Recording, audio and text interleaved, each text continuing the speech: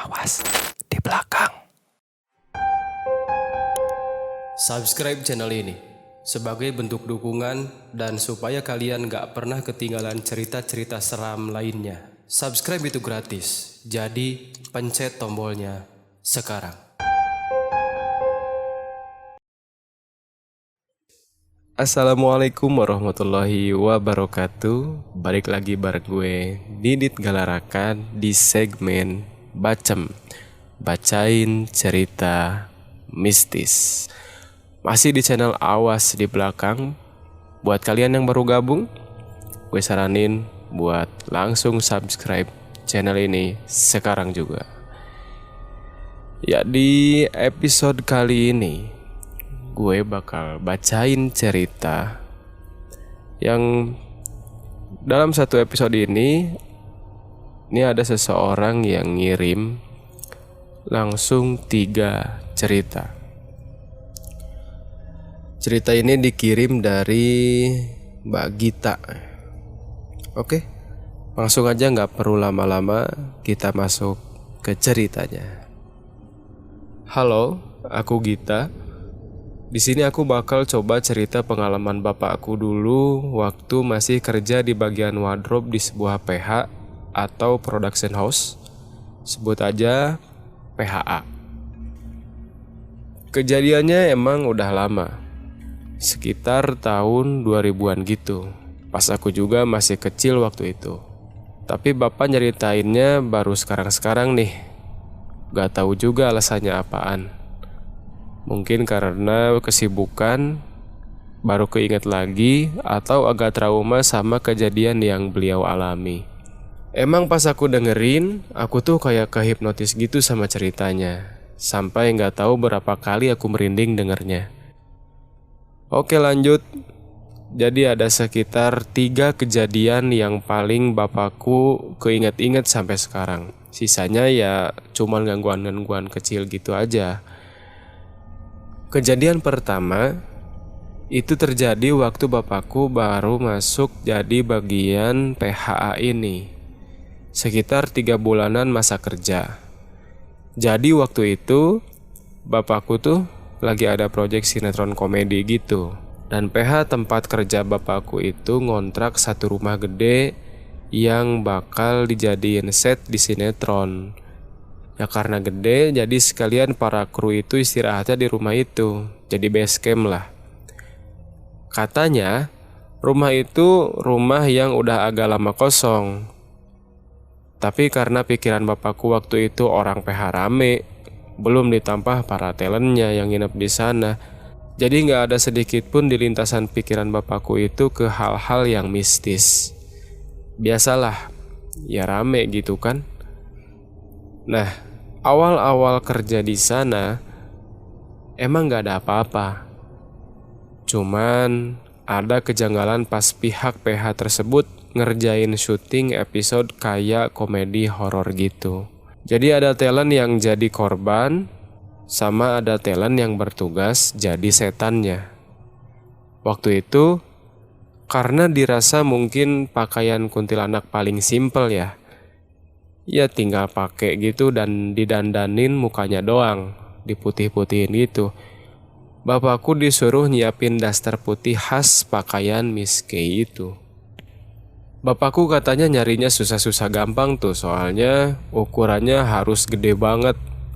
Ya singkat cerita, udah dapat barangnya, langsung bapakku gantungin itu baju ke lemari yang emang udah ada sebelumnya. Lemari baju biasa yang ada di salah satu kamar di lantai 2 rumah itu. Kamar itu adanya di pojok banget dan emang khusus dipakai buat kebutuhan wardrobe. Jadi gak akan ada orang yang sembarang masuk selain bapakku sama timnya. Pas beberapa jam mau take, kan si talent itu harus didandanin dulu kan. Nah, bapakku diminta buat ngambil lagi daster itu. Oh iya, karena scene-nya ini scene horor, ya walaupun komedi tapi tetap syutingnya itu dilakuin di malam hari. Waktu itu sekitar jam 9-an. Papaku ke atas sendirian, masuk ke kamar itu. Terus anehnya, pas banget buka pintunya, bapakku itu nyium wangi melati. Bapakku langsung merinding dong, tapi berusaha dia usir. Waktu bapakku ke lemari dan ngambil kostum kuntilanak yang udah disiapin, pas dilihat, kok bajunya jadi kotor. Bapakku bilang sih, kayak sengaja dilumurin lumpur gitu. Mana lebih panjang dari yang tadi dia dapetin. Padahal tadi seingatnya daster itu masih bagus dan kalaupun harus dikotorin ya harusnya pihak direktur udah bilang dari tadi. Tapi ini enggak. Ya udah, mungkin cuman perasaan bapakku aja. Nah, pas banget mau keluar kamar, bapakku padahal masih di dalam nih, hampir mau keluar. Bapakku dengar suara dan itu katanya jelas banget. Suara itu suara cewek yang bilang, "Itu baju saya, Mas."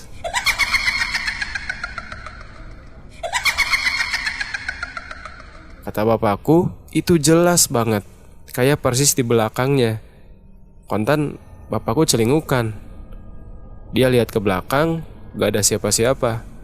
Saat itu juga bapakku ngelempar baju yang ada di tangannya terus lari ke bawah. Kru PH yang lihat bapakku kayak dikejar setan langsung tanya-tanya, Kenapa lu? Gue digangguin kuntilanak gitu," kata bapakku. Terus ada tuh salah satu kru yang ngajak bapakku ke kamar tadi.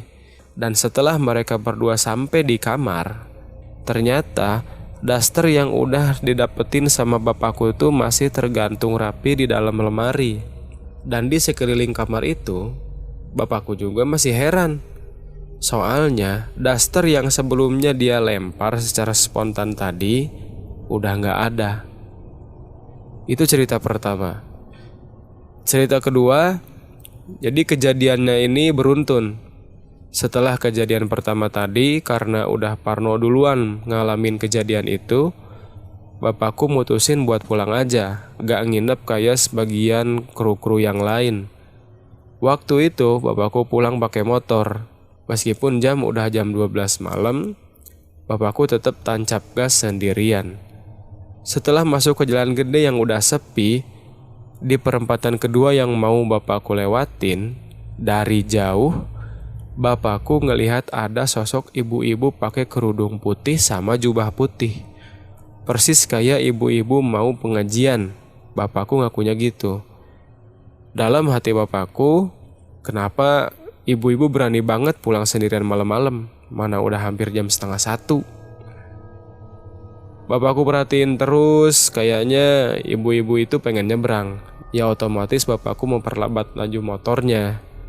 Nah, pas hampir dekat, ibu-ibu yang bapakku lihat itu nyebrang dengan cara yang aneh. Jadi, ibu-ibu itu nyebrang, tapi dia terbang. Jadi kan lebar jalan itu ada sekitar 10 meteran kan. Nah, ini dari ujung ke ujungnya itu terbang gitu aja di depan mata bapakku. Spontan aja bapakku langsung tancap gas sekenceng-kencengnya, berusaha nyuekin apa yang barusan dia lihat. Gak berhenti sampai di situ. Pas udah deket rumah, bapakku itu melipir dulu ke warung kopi. Katanya waktu itu bapakku tuh ngerasa berat banget di kepalanya dan pengen ngopi sama ngerokok dulu. Dia mampir ke warung kopinya Mas Jo, yang kebetulan Mas Jo ini adalah salah satu tokoh pemuka agama di daerahku. Nah, ngopi, si Mas Jo ini dari pertama bapakku datang tuh terus liatin motor bapakku terus sambil senyum-senyum sendiri. Ya, karena mungkin agak risih bapakku nanya, "Kenapa Mas, motorku bagus ya?" Mas Jo jawab, "Jelas bagus lah, wong punyamu kok. Tapi dari mana kamu malam-malam gini dapat ibu-ibu pengajian? Gak takut dimarahin istrimu toh?" Bapakku kaget dong. "Di mana Mas?" Bapakku nanya. Karena emang dia gak lihat apa-apa di motornya. Terus Mas Jo jawab, "Itu lagi duduk di belakang jokmu sambil nunjuk." Wah, bapakku semakin kaget. Habis itu bapakku minta tolong sama Mas Jo buat ngusir sosok ibu-ibu itu. Dan sebenarnya katanya Mas Jo udah lihat duluan pas bapakku datang. Dan dia udah nyadar kalau ibu-ibu itu bukan manusia. Dia juga udah pengen ngusir karena kelihatannya bakal ganggu bapakku. Udah tuh diusir. Mas Jo bilang ibu-ibu pengajian itu udah gak ada. Dan bapakku juga bisa pulang dengan selamat. Itu cerita kedua. Cerita ketiga, waktunya beda lagi. Kejadiannya waktu PH tempat kerja bapakku itu harus syuting di alam terbuka gitu. Lebih kayak hutan sih, tapi hutan yang aman buat dipakai syuting. Ya model kayak studio alam gitulah. Nah base campnya ini sama lokasi syutingnya ini agak berjauhan. Sekitar 1 kilometer keluar dari kawasan hutan. Base campnya tuh dari rumah-rumah biasa yang sengaja disewa. Ya emang gitulah, gak beda jauh sama yang di cerita pertama.